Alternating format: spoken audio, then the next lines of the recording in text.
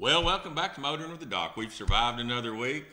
I've had a good week. I hope everybody out there has. I appreciate y'all letting me come into wherever you're at, whether you're watching your phone, watching your TV, watching your tablet, wherever. Y'all can catch us pretty much everywhere. We're worldwide. I just thought about that. Oh my gosh.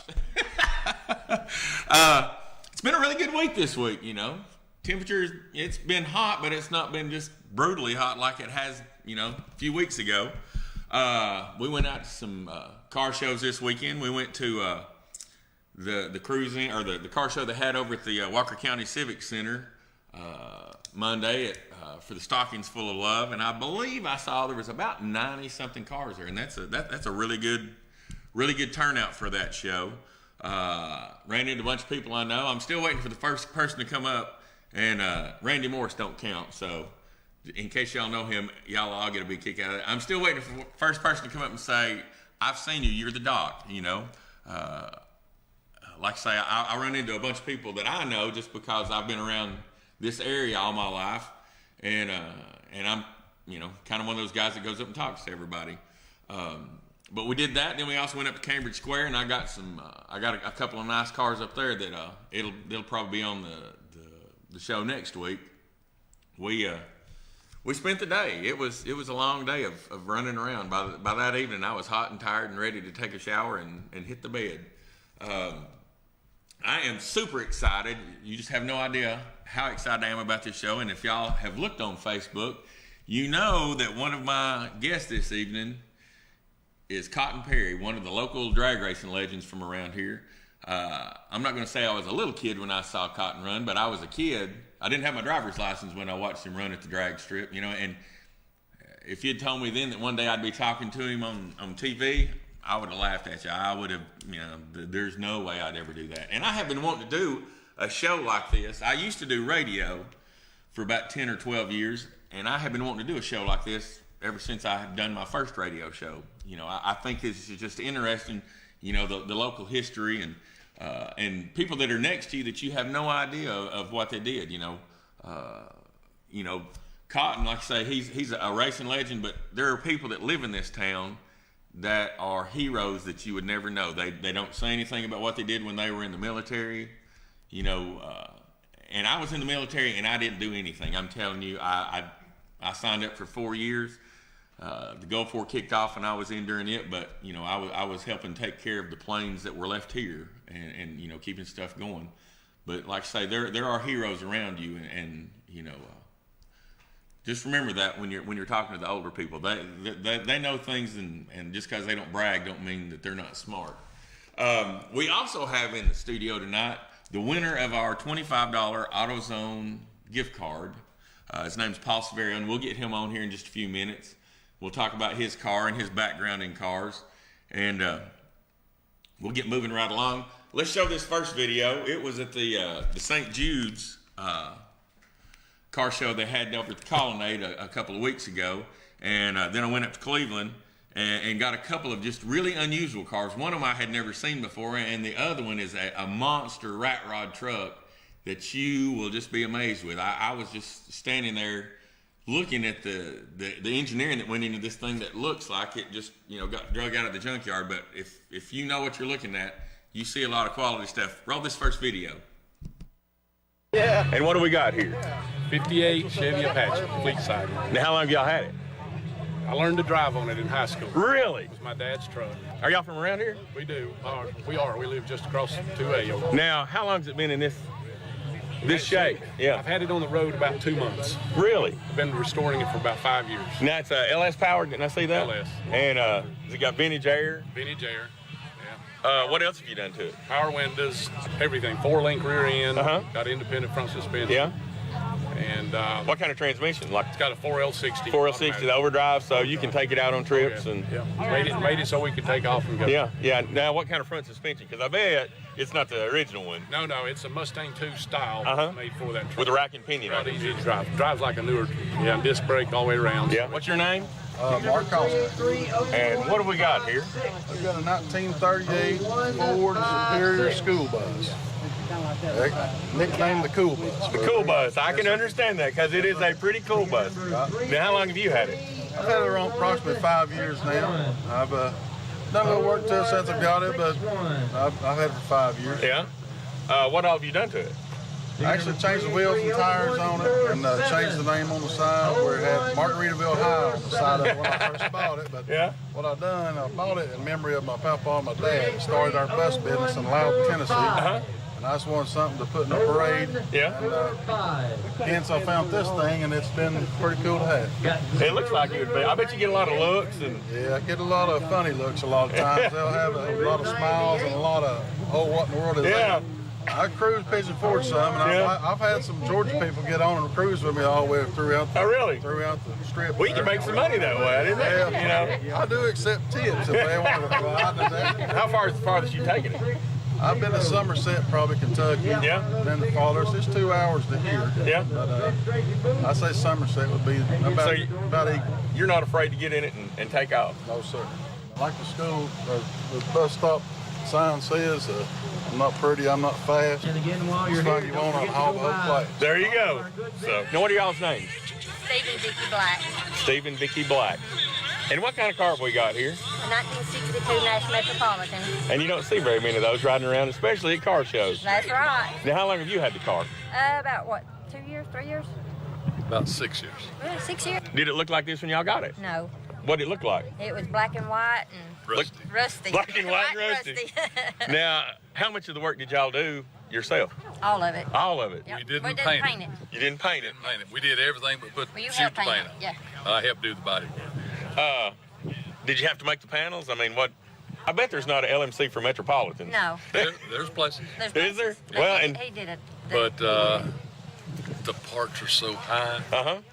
About 4 times the price of what a 55 part. Sure. One example is on the door handles. Yeah. You see any door handles on them? No, they're shaved.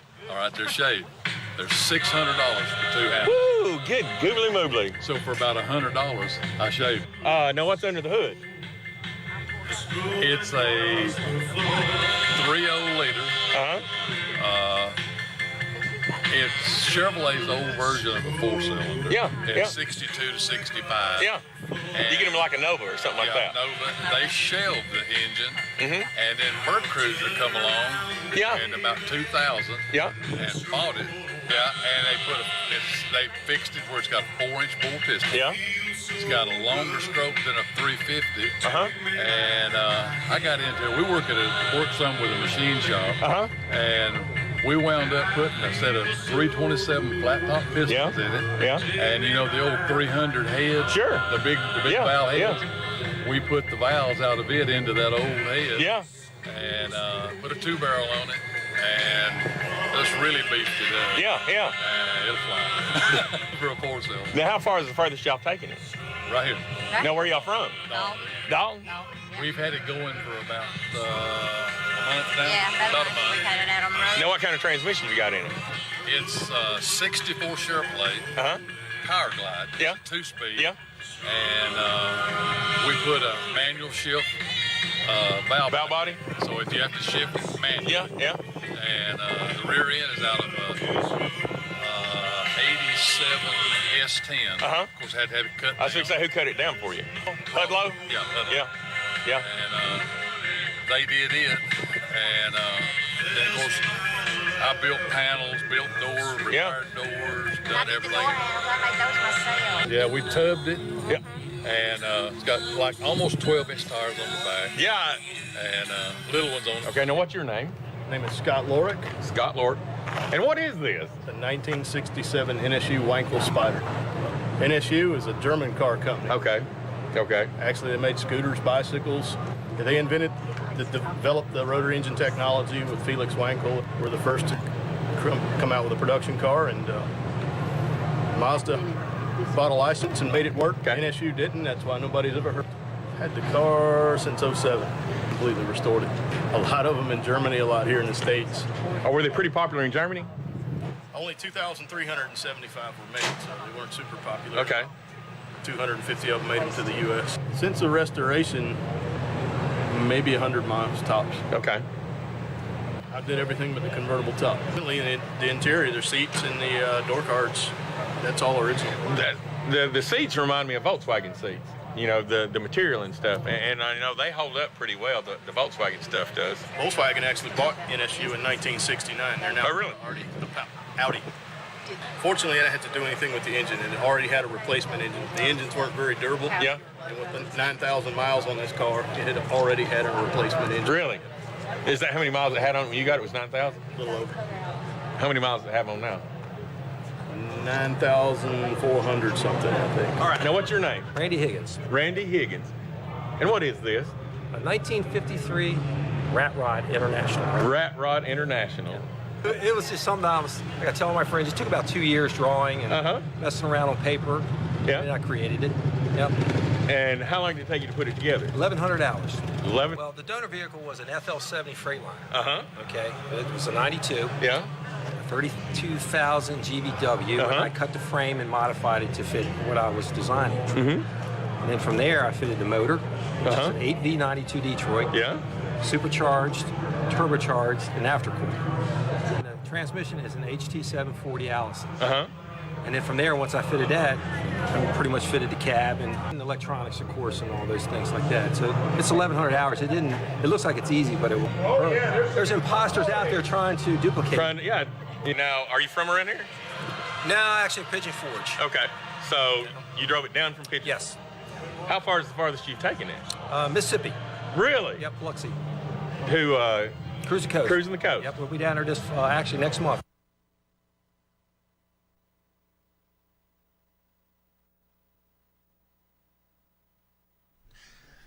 That's some pretty cool cars. Yeah, nice cars. We have Paul Silverio here. Yes, sir. He is the winner of our $25 AutoZone gift card. There was 5 people that registered this week. I was really kind of disappointed in my fan base. I was expecting a bigger turnout than that, you know. We had 5 people send pictures of the project, and one of them, Jimmy Marr, and I think you know Jimmy Marr, sent in a picture of his lawnmower he was working on. He had the deck off of it. And I said, well, I don't care. It's a project. I have been there. You know, I have worked on lawnmowers and stuff like that. Tell us about your car. I have a 1969 Chevelle. It's got a 454 big block, 60 over. It's a roller motor, aluminum heads. Did the motor from the oil pan all the way up, everything new. Turbo 400 transmission, 20 tall tire in the rear, 410 gears. I've had it about 12 years. And it's a white car, and occasionally you'll see Paul running around at some of the cruise-ins every once in a while. What did it look like when you got it?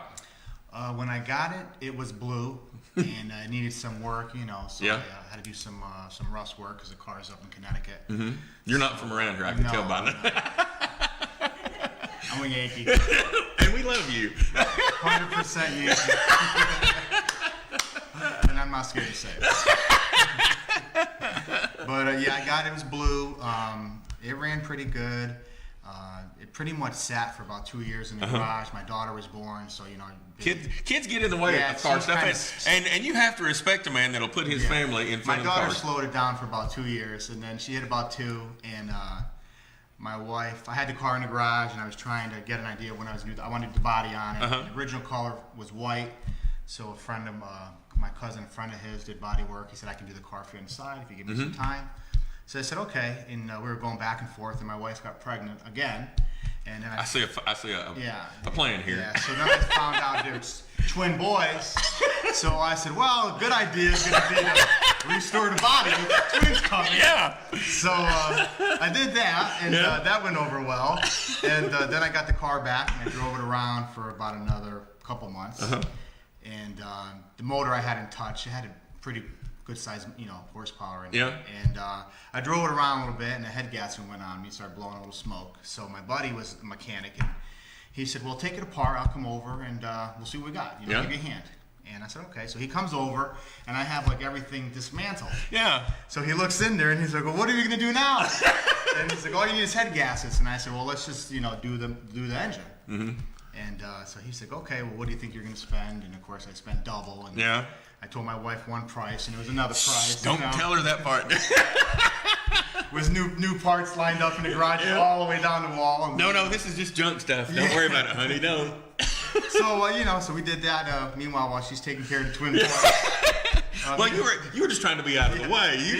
Me and my buddy, we were out in the garage until late night, making Yeah. noise and working on the car, and so it's pretty much the paint and the motor have been done about 10 years. Yeah. now. And it's pretty much done, but I still like to do like fuel. Sure, you keep on wanting to do. You're never really finished with the car. I'd like to do fuel injection down the road, and Sure. even, it has a turbo 400, so maybe go like a 700 R4. Something you can get out and ride around. Yeah, even with overdrive. Even with a Just to 411 give it- rear end, yeah, just to give the RPM a little lower. Yeah, Because yeah. now she's a screamer. It's Yeah. got stall in the transmission, so. Sure. So when I get in the highway, she's she's $3,000. So. Yeah. Okay. Gotta stick to the back roads. And it doesn't pass a gas station No. very often either. So. No. Well, we're going to get to the tool of the week here because, like I say, I'm excited about my guest I have on. This is this week's tool of the week. If you have never seen one of these, you are not living right. Let me assure you. When I bought my first one, I paid $100 and something for the first one I bought. You can buy them for less than $40, I think now, or right around $40. What this is, the factory squeeze type hose clamps, and everybody knows what they are because you'll take a pair of pliers and you'll just about get them squeezed just far enough, and then it'll slip and you'll pinch a blood blister on your finger, and you'll want to sling that wrench around everywhere. Well, I was working on probably a 99 2000 model Suburban, taking the lower radiator hose off. And if you've never done that with a pair of pliers, you can't. That's why. And the tool guy just happened to come around. He goes, I got something to do that. And I told him, if you have got something that'll make this job easier, I'll buy it today. And he broke this thing out. Well, you can stand up by the core support, stick this thing down and squeeze it, and it will squeeze that radiator clamp. You slide it back, and this one has even got locks on it, so it'll hold it closed. My first one didn't. So you'd be standing over there sliding it back. But I'm telling you, these things, when it comes to factory hose clamps, heater hose clamps, radiator hose clamps, they are the bomb, let me assure you. So you can get these at Harbor Freight too, and they're not that expensive. And for like I say, the DIY guy, that's all you need. If you're making a living at it, I would spend a little extra money and get a Matco or a Snap-on or something like that. For one thing, they come around when it breaks and they'll fix it for you. So that's just my advice for this week. We're gonna run to the next video. I believe I was at Cambridge Square. On this one, it was I've got a guy, his dad, and he'll get it. It's the last video on this. He's got a little Willys Jeepster convertible. Beautiful car. His dad bought it brand new, and he'll kind of tell his story on this. But we'll watch those videos now.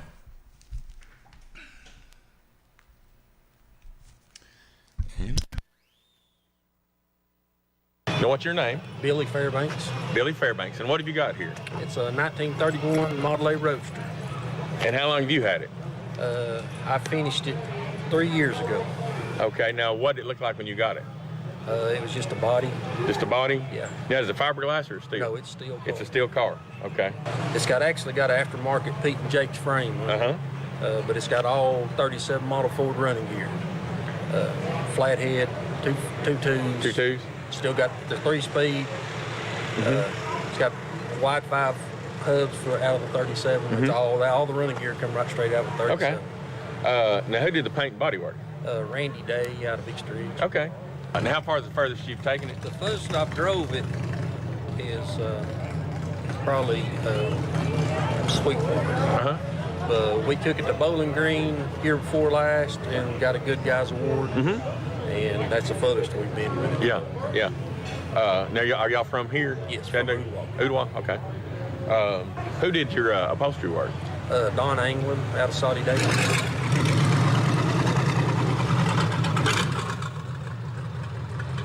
Now, what's your name? Bowen, Stacy Bowen. Stacy Bowen. And what kind of car have you got here? 1950 Hudson. But Hudson, if I'm right, won more races. They won a lot of NASCAR races. And I think most of the kids today probably remember it from Cars because that's what Doc Hudson. Doc Hudson, that's what he was. That's right. I've got one of the models. And when I saw it, I thought the top had been chopped, but no, that's just the way it came. Yeah, that's about, they chop the tops on the Mercury. Yeah. And that's about where they get to. That's the same body that they use on the convertible. Okay. Now, how long have you had this car? Nearly 20 years. Nearly 20 years. Now, at an auction below Atlanta. What made you decide to buy it? I don't know. I just like the look. It didn't look like that. It was all original motor and all this stuff in it. Was it a black car then? It was black, but it was pretty rough looking. Okay.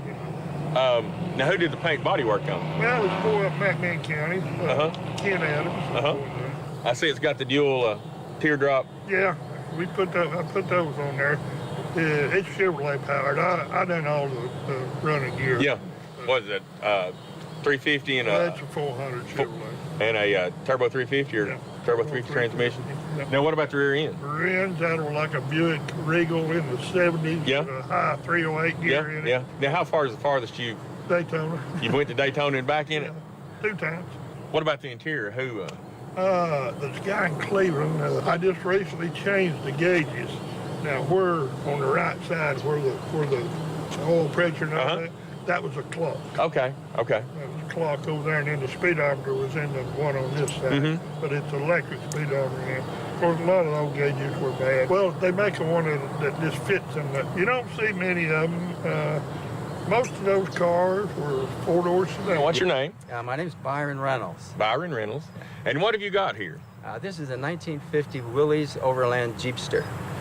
I've had it 2 years here in Tennessee, but I've been in that car since I was a baby, since I was born. Because Dad bought it in 1953. I was born in 1951, and it was owned by. It was a dealer car, and he liked it so much. He saw it in a parade, and he said, "I want that car." So he bought it from the dealer, and then he had it all those years. Yeah. And it's a California car. He bought it in Los Angeles. It doesn't look any different today than it did. When it rolled off. Dad just passed away. He was 91. He couldn't do the clutch and stuff anymore until he was probably 2 years before he passed. He was still driving. Really? He had it in parades and in Northern California. He had it shipped up to Northern California. Actually, he trailered it himself up to Northern California probably when he was about 75. And it still has the original spare tire on it. It has the original paint since 1965. And the interior was redone in 65 also, So everything is Cadillac red. He upgraded from the Jeep factory paint to Cadillac red, and it's held up all these years. It's been garaged. So it hasn't had to have anything done to it. He went through the engine about 5 or 7 years ago. Is it a 4-cylinder or 6? 4-cylinder. It has it's the J engine. So it has overhead valves on it. Yeah. So it gets about 8 or 10 horsepower more than the 2 years prior to that. They only made this car 48, 49. This one's a 50 and then 51. The 50 and 51 have the nicer grill on it. They've got the pretty chrome grill. With a little bit of a V to it. The first ones, they have the flat grill. Very flat, So, but everything's original except it's got dual exhaust, and either my dad put it on when he first got it, or the dealer put it on. I don't know. But it's been dual exhaust since I was a baby. Ever since you can remember, I remember when I was a little kid, I was trying to do the pogo stick, see how many times I could do it. And I did it 5,000 times. Sat down on the back bumper of this car for about 10 minutes. My legs were like spaghetti. I got back up and did 5,000 more. Oh my gosh. So I was thinking about, I'll get a Guinness Book record, but nobody watched. Now, I see, did it come factory with the dual spotlights? Yes, that's the way it came. And the engine's all original, just been rebuilt. It's got windshield wipers that go off a vacuum. The reason I had to change the exhaust on it was where my dad had it parked in his garage. The mice were in his garage there, and they found a bag of rice. And so they started packing the rice away in their mouth, and then they would pack it away. I don't know how they get up to the tailpipes, jump over the back bumper and down into the tailpipes, but they did it. It was totally full.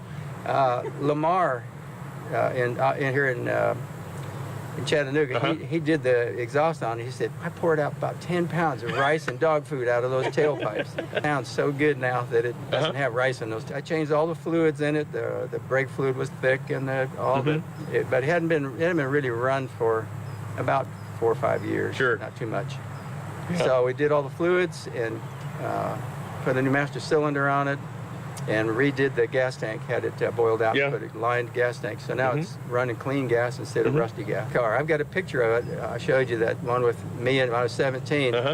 He let me drive it just that one time, practicing 3-speed on the column. 3 on the tree. Up on a mountain, Oat Mountain in Southern California. And that was the last time I drove it until I drove it, putting it in the, I didn't put it in the trailer, just driving it around. Once we finally got it started, and drove it just a tiny bit before we trailered it out here. You know? It's got 86,000 miles on it. Really? Original miles? Yeah. Here with the legend, Cotton Perry. And once again, I want to thank you for coming this evening. When I would tell people I've got Cotton Perry coming on, they're like, oh my gosh, I can't believe, you know. They are so interested to hear from you. First of all, though, my wife, you have a shop. And part of this job is promoting jobs you can do without a degree. We had the guys down from Georgia Northwestern last week. Give the address, phone number, and what you do at your shop. 261 Cleveland Street, right downtown Ringo. It's Cotton Service Center. 39 years, November the 19th. Build a business by doing good work and being honest. We don't advertise being the cheapest, but you can't be the cheapest and be all the above. No. So our team meetings are through honesty and integrity. Exactly. And go ahead. Now, and mechanicing is a rough job. We need some new technicians. At the best, I have very little turnover. I've got guys been with me 30 years plus. Yeah. So, as a matter of fact, like I said, I'll be there 39 years. That's right. 39 years. And technicians don't use hammers. They use calibrated knocometers. That sounds good. And give me a phone number real quick, and then we're going to get on. 706-935-3281. 5 days a week, 8 o'clock at 8 a.m. in the morning to 6 p.m. in the afternoon. Call my son, Jamie Perry or Kenny, and they'll take care of you. I'm in and out. I've kind of retired, and you're doing your thing. And I'm going back racing. Yeah, and we're going to get to that part in a minute. Right now, when did you start racing? Let's start at the beginning. Well, you mean on the drag strip? When did you become a car guy? How's that one? There you go. From the time I was able to walk. There you go. My passion for cars was at a very early age, and I had a car before I was old enough to drive. Quite honestly, got my driver license before I was legal age. So that was my passion with cars, and actually got caught drag racing and promised J.D. Stewart that I wouldn't do it no more. And so that put me on the drag strip. Yeah. And the rest is history. And you know what? If you look back at that he did you a favor, because that got you on the strip. Yes, it did. And I'd like to tell how there's stories behind everything. Yes, I would go out in the country and drag racing. Somebody called and reported me. J.D. Stewart, the state patrol, come to get me. J.D. Stewart intercepted it, come over, partner this, partner. I won't let them take you to jail, and if you'll promise me you'll stop this. But I was really kind of stupid with the car. I didn't have any fear. Yeah. And I don't care. Downtown Ringo, I'd spin the tires. But it's different down there. Oh yeah. So yeah.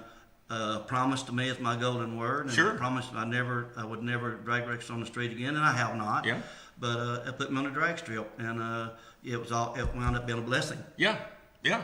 Now tell us about your drag racing career, where you started, and the stories behind it. Just real quick, Gary Isbell, a guy out of Fort Payne, had a '63 Chevy 2 with a 6-cylinder, and it was winning at Brandon Optimus, and he put it up for sale, and I bought it. I blowed the motor the very first pass down the racetrack. So that year I really struggled. And the next year, partnered up with my Uncle Jim Hedrick, my best friend. And we partnered up, and we were contenders, but we just couldn't win any races. In the season of 1975, we built a 66 Chevy 2, and the very first night we raced it at Brainerd Optimus, I won with it. And I wanted to race some more Sunday. The only thing was going on was a Division II points race in Winter Wilderness, Georgia. I'm a nobody. There's not even a decal on the car. Will it pass tech? Well, it did pass tech. And guess what? I red lighted the first round. But here's where was blessed. Like I said, there's stories behind everything. Everything happens for a Everything reason. happened for a reason. And the good Lord blessed me. I look back now, then I thought it was luck. Now I realize it blessed me. The guy that I red light against passed the scales in fuel check. So NHRA drag racing, the first foul or the worst foul. Well, his was the worst foul. It reinstated me. I win the race. My first points race. I raced in 1966. That's a 6-cylinder.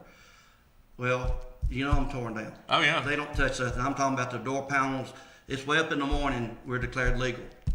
Buster Couch, the division director, comes over. He said, Perry, 2 weeks to Gator National. If I get you in the Gator National, will you race it? I said, I can't go. I don't have no points. Yeah. He said, well, I'll get you in. And I'll never forget my very first car I went to race was Butch Leal, the California Flash. A legend to me. Him doing a big old huge burnout, Anyway, to cut the story short, I win. No, we got time. I win the Gator Nationals. The first points race I raced in, the first NHRA national event I raced in, I win. Yeah. And it was there. It just the good Lord blessed me, and Jim and I. I feel like we were just a blessing. He was way ahead of his time building motors. He knew how to make horsepower. He knew how to harness me. I was very hyper, very high strung. He knew how to keep me corralled and keep my attention come race day. So he was very good at what he done. So then I started studying before the reaction timers, before 60-foot timers, but I studied the Christmas tree. Yeah. I studied it. You know, if I wasn't at the racetrack, it was in my mind. I was racing, and way down deep inside, only he know this, but I wanted to be the best. Yeah. You didn't know that. I never could say it because if you did, it's a brag. That's right. And then give Brandon Osmond's drag strip a huge plus. The guys there. Yes, I had a fast race car, but just about everybody there could drive. Could drive as well as I could. Yeah. So there was a lot of pressure on me to go there because they expected me to win. Yeah. So if I was a little bit late on the tree, I'd get out and run. Yeah. I'd be laughed out of there. Or if I red lighted, I lost. But that honed your skills. Exactly, because there was drivers there. If they had the equipment, they could have went and won major races like I did. Yeah. Because of the driving ability. Yeah. And but they thought it was a shoe-in for me there, but it wasn't. I had to drive my tail off. Yeah. Because every one of them, it was a small national event there every Saturday night. You go on the national event circuit. There's only a handful of guys that could go fast, but there's only a handful that could drive anywhere close to guys at Brainerd. So I owe a lot to Brainerd Osmond's drag strip and the races there. They kept me sharp, and I was one of the few major contenders that run on a local basis. I raced somewhere every weekend. Yeah. If I wasn't at a points race, national event, I was racing somewhere. I was racing. Well, Brainerd, we call it hometown. Yeah. We have a home track every Saturday night. I mean, it's just 5 miles. And I said it before. I was probably 10 or 11 years old, I guess, when you were out there, and I can remember your Chevy too. And you'll know Buddy Fugate. Lance Fugate. Very well. Lance, his son grew up in the neighborhood next to ours, me and my wife. And I can remember Lance having a go-kart and me and him racing go-karts around our neighborhood. And, you know, we just all grew up together. And you know, Buddy Fugate, he was another. Yes, he was. He was a good racer in his own time. Buddy Fugate done machine work for us for years. Yeah. He was just right down the street from us. And so all good things about Buddy. Yeah. But, you know, where I was going with that, and I get sidetracked, so you got to excuse me. I'm bunny trailing, but you know that was we'd go out there to see Lance and them, but you would be there and you would make a big enough impression on me when I was a kid to remember you to this day. You know. Well, to this day, and I hope and pray that especially kids, and even to anybody that I was respectful. Let me say this: like I told you, Butch Leal. I had Butch Leal when I went up to shake his hand before the race, and I did everybody. Sure. Wished him a good race. And to me, I had him on a pedestal. I had him being something different. And all of a sudden, I'm I'm there, but I don't see this. You understand? Hey, I'm just like everybody else. Yeah. But maybe this other person is seeing me like I saw Butch Leo. Yeah.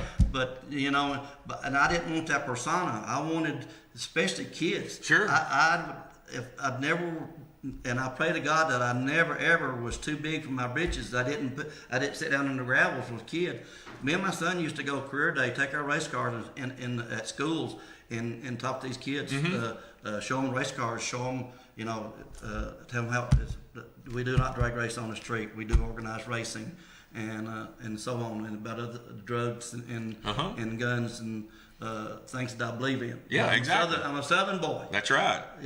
And you say yes sir and yes ma'am and make mama happy. That's what you've read. The respect thing. I got pulled off a bus when I was in junior high by being cute, by calling my football coach by his first name. I disrespected, and he pulled me off the bus, put me with a belt. Yeah. And you saying that, I ran into one of my former teachers this past weekend. He was not my teacher, but he was a teacher at my high school. And I called him, Mr. Robinson. He goes, I'm Jim. I go, no, sir. You will always be Mr. Robinson to me. And that's just, it's like you said, that's just the way I was raised, and Mr. Clark, the high school principal, and he wanted to be a mechanic. And I used to go to church with him, and he was telling me the story. He goes, I wanted to be a grease monkey when I grew up. And that kind of, rattled in the back of my head for a little while. And I saw him a few months later, and I told him, I said, Mr. Clark, let me just say this. You tuned up more kids than you could have ever tuned up cars, let me assure you, because Mr. Clark is still Mr. Clark to this day to me and to a lot of people. And he has that deep thunder voice that, when you're talking to somebody in the lunch line and he goes, Mr. Price, I don't think that's where you're supposed to be. Yes, sir. Exactly. So, I can relate to that. You have tuned kids up also. I hope so, and I've told my son and my grandson to lead by example. Exactly. If you know it's wrong, don't do it. You can stand aside and do. You know what's right and wrong. You have to look at that man every morning in the mirror, and if you can wake up and look at that man and go, I had a good day yesterday, I'm going to do it again today. Yes. I asked God, why did you pick me to drive a race car and be as successful as when I left racing? I had a very successful career at it, and but I really in my heart felt like that I left with respect from my peers. I wanted to shake your hand before every race. Sure. It's more of a gentleman's race. Exactly. And you probably wanted to beat somebody fair and square instead of them break-in or something like that. Exactly. And if you needed to let them borrow something, the competitive part, and especially the react time. If everybody knows react that's where you win races. Exactly. And when I started, that wasn't available, and then whenever it was on paper. Hedrick and I had already had our code system worked out, and then it got to be an ego thing when you race certain people. He and I raced for 20 years and had crosswords one time, and it was over. I was going to run a car, and I knew I could outrun him, but I wanted to outdrive him also. And whenever he knew I was going to try to get a really killer light. Kill the tree, as we call it, that I took the RPM up a lot sooner, possibility of bowling motor. So he just hit on his own way, said, did you have to do that? I said, well, first year I was going to outrun the boy, but I didn't want him to go say that the only way he outrun me is because he went faster. I want to outdrive him and outrun him. I said, so you had some that you would get on your skin, and you, I want to do both. And at Brainerd, it was hard to do that. I'll tell you, at Brainerd Hospital, it was hard to outdrive them boys. In that area, the modified and superstock was a small national event every weekend. In 1978, I drove 2 cars modified and superstock, and in Baton Rouge, Louisiana, I was the first one in the history of the sport to put 2 of them in the finals. You'd think that's my most memorable moment.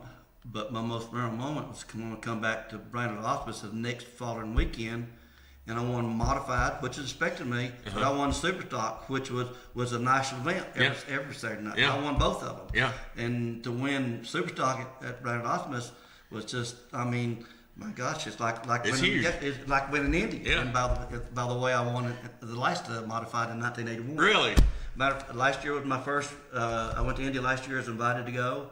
It's the first drag race I've been to since I quit in '86. Yeah. So, but they're going to see a lot of me next year. Well, and that's where we're going to go right now. Let's talk about your future plans. I'm going to run the competition eliminator, Econo Dragster. It's a 250 cubic inch inline six, 3 2-bar Hollies. I've had it on a dyno twice, and it makes really, really killer horsepower. Matter of fact, it makes more horsepower per cubic inch than the 292 did. But the camshaft and the cylinder head was done by that guy named Dave Balzanook. He helped us back in our day years ago. So this is where the power is coming from.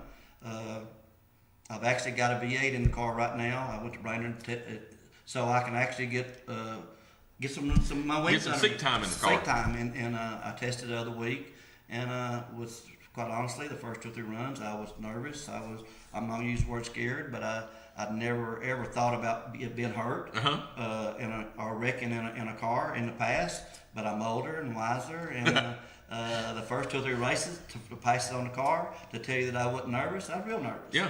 And was settled in, and I'll tell you, I left there with another step. I felt good about those saying once you learn how to bicycle, don't ever forget. Well, sometimes the bicycle changes a little bit. New modern, but see, this car, I did it all the old-fashioned way. I foot braked it, I hand shifted Really? it. Oh yes, oh yes, oh yes. Yes, I sure did, and it's all there. But I decided I wanted to do it the old-fashioned way, see if I still can. Yeah. And so I didn't use any electronics on it whatsoever. So but now they will be on the 6-cylinder because of tuning, and it's available. It's legal, but I don't know which way I'm gonna go. I'm where I'm gonna foot brake it or where I'm gonna trans brake it. But the computer will be on the car, so I mean I don't have a head. He unfortunately passed away, my best friend, and he was so ahead of his time. He ever run when we went down the racetrack, the plug would come out with jet. Everybody don't have somebody like that. Yeah. So now and then we do this computer. We make a test, make a run, pull the data on it. Pull the data on it, tells me if it had wheel spin or what cylinders are. Yeah. So that's another reason that brought this on when I bought the car. This guy raced against many years ago, and he built the car brand new. And the second time he cranked the motor up, he had a massive heart attack. Ooh. He's okay, but he couldn't pass a physical. Then I heard about it, and I called him. He just tickled. He decided that I would want it, and it was race ready at this time, but that's 4 years ago. Yeah. So 4 years after a motor says 4 years, the ring stick in it. The tires are rotted. So it was a race ready car, and I bought it, but I've gone completely through it. Even the computer, everything has been updated. But in the motor still, I put some new ideals in with it, and like I said, I've dynoed it twice, and I'm not telling, but it makes over 2 horsepower per cubic inch hurt. And that's saying a lot right there. If things, good Lord willing, things go well, I will run the Division II for points next year and run the national events. That's my goal. Now I'm retired. I'm getting in the middle of the American dream. That you get to do something you love, and you know. Can I tell this real quick? That before Jim and I, we worked a job, but our job money was for a household. Yeah. So we had to win money to buy the motors, to tires, go to the next race. So the pressure was us to win. And then the pressure was to get back to work Monday morning. Yeah. I'll never forget at Montreal, Canada, Sunday it rained and put the race off 2 or 3 hours. Well, the last 2 cars I run were Castro cars, and I won the race. Well, I'm sitting there waiting to get my picture taken, and I'm looking at my watch, and I'm all concerned, and you thought I was going to lost, and the Castro guys was over partying, laughing, cutting up, and I said to myself, what's wrong with this picture? They're on the payroll. Yeah. They're laughing, cutting up. I got a frown on my face, and I just won this race. Yeah. Because if I miss my plane, I'm not going to have a job in the morning. Yeah. So that was the pressure I had back then. And I can't imagine doing something that you love, something you want to do, and without the pressure of having to work Monday morning. You don't have to make the choices of, you know, I got to do this or I've got to be here. You can sit back and enjoy what you got. That's what I'm going to enjoy, and really sit back and savor in what I've done in the past, and now and getting to relive some of this again. And I guarantee you, even today, kids will come up to you because they'll look up to you like you looked up to that man, you know. And I think now you'll even appreciate it more. I had a gentleman come up to me at the drag strip Tuesday night. He said, "Cotton, you remember me?" And he started talking. He said, "You're the one of the reasons that I got into drag racing." He said, "My dad used to bring out here, and he just brought me out." His name was Shane Langford, right? And he was on here 2 weeks ago. And he told me that story. He says, "You're always so good to me, always so nice to me," and showed me. I said, "You know what?" I said, "Do you know what that means to me?" I said, "At my age, and I really hope that I never." He said, "You was always just so nice to me." And I said, "Thank you," and it meant a lot to me to hear that, because I felt like I was, but sometimes we perceive ourselves different. Oh yeah, you know. A lot of people, and you know, like I was saying, the people that have served in the military and stuff, they don't see themselves as doing anything special most of the time. It was just, you know, I did what I had to do, and you were just doing what you had to do. They're heroes. But you took the time, you know, you took the time, and that's the whole thing. And like I say, I think now when you do it, it'll even mean, I think you'll probably get more out of it than the kids will. Man, if I do, I would love. I remember my first autograph, and it embarrassed me.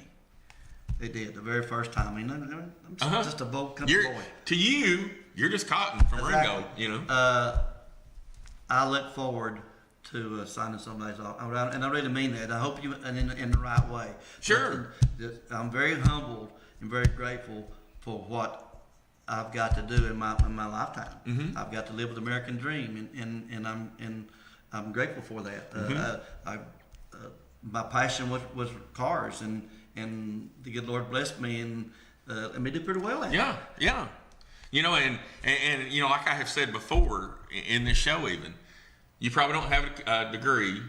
You know, you probably didn't have a whole bunch of student loan when you started work, but you have had a good life. You have made a good living, and you've got to have fun, and you're still having fun. You know. Would you go back and change anything about your life to be where you're at right now? One thing, and it's very corny. It's probably not, but you may think it is, but go ahead. Well, it's not. My son would be from a divorced family. But me and his mother are really good friends now. Her husband, me and Jamie, she didn't like racing, but my son would be everywhere I went. Yeah. And that's special time for you. Exactly. But and it's just that's the only thing. That sounds corny, but that's what I would change. No. And now my grandson has 3 sets of grandparents that they love him. And we're family oriented. We do everything together. Yeah. You know, so it works out. Like, you know, it's like you and I have said. Everything happens for a reason. It worked out, and that's a corny answer. But I would, if I could change that one thing. Is that he would, but I wouldn't change that. He and I've always done everything together. We hunted together, we fished together, we raced together, and now he's running my business. When your kids are one of your best friends, it's a good life. Me and my son, you know, we're really tight, you know, and you know, I can relate to where, and you know, me and his mother, we parted ways when he was about 12, and he stayed with me, but like I say, he and I have enjoyed it, you know. And so I can relate to where you're coming from. My first nice event, and I was telling your wife earlier, I was waiting to be interviewed, and they said, "Cotton, I guess this is the happiest time of your life." I said, "No, the happiest time of my life when the good Lord blessed me with my son." That didn't that wasn't the greatest interview, but I give an honest answer. That's right. Just like I give you an honest answer a while ago. Exactly. Sometimes honesty don't sound good. No, but it's always honest, and you can always remember that story. That's exactly right. And like I say again, the good Lord has blessed me with a racing career that I'm very humbled, very grateful to be in part of that era, and really would love to, I kind of see a Wally in my future. And as I told you, I will be your biggest fan when I see you on TV, because it will be. I know him. I've got a couple of boys, and they were my neighbors from a divorced family, and have grown up and done well for themselves. But they traveled racing with us and paid their way in, and they helped. They done what they could do. Well, now then, they're wanting to travel and go racing. Yeah. They're very openly. They love to tell the tales that I don't tell. I mean about the races that they remember. Yeah. That if I start talking about it, it's almost a brag. Exactly. And so they love to step up to the plate and tell, because they were there. Yeah. They saw it. Exactly. And so these was, like I say, two boys that they were just young teenagers, and I took them under the wing and treated them as mine. I mean, I scolded them whenever they need to be scolded, and hugged their neck. And I said, they stood in the winner's circle. Yeah. We won. They got their picture taken just like I did. Yeah.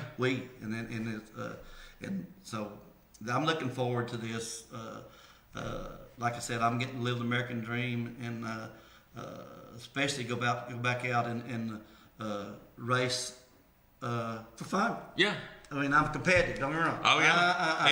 And that goes back to I don't have to make anybody else happy except myself. Exactly. And exactly right. But and I want to be able to hold my head up and know that I give my best shot. And very, very few people get to go back in a career that they was in and go back and do it the second time. Well, the good Lord blessed me. I'm at a stage of my life to where I can. Like I say, I'm retired, and I got plenty of time on my hands, and so we're going to spin some tires, and I hope cut some good reacts and win some races. I see that in your future. Well, we're about out of time. Once again, I want to thank you. This has been a wonderful, wonderful interview. Pleasure. You don't know how much I enjoyed this, because I don't talk much about my racing. You've got to be in my inner circle because of you want to think it's a brag. Sure. After the tornado, my Wallies, I bought some in my shop. That wasn't my idea. My son and my daughter-in-law that I love, I got a great daughter-in-law and grandson. They said, you need to bring it down here and let people see it. Yeah. And before, I thought if it did, it's a brag. Yeah, you don't need to keep it in the closet. You need to bring it down there. And they say, well, it's history. Yeah. But I never looked at it like that. I just done something that the good Lord blessed me, and I was pretty good at. Yeah. So we're out of here. Y'all have a good week. We'll see y'all next week. And I will have some contest put up tonight or tomorrow on Motorin with the Doc. So go to Motorin with the Doc. You can win a $25 AutoZone gift card, thanks to Bobby Higgins, my AutoZone rep. He has donated these. So there'll be a contest. Go to Motorin with the Doc on Facebook, and we'll get y'all on here. Y'all have a good week. We're on the air, 24.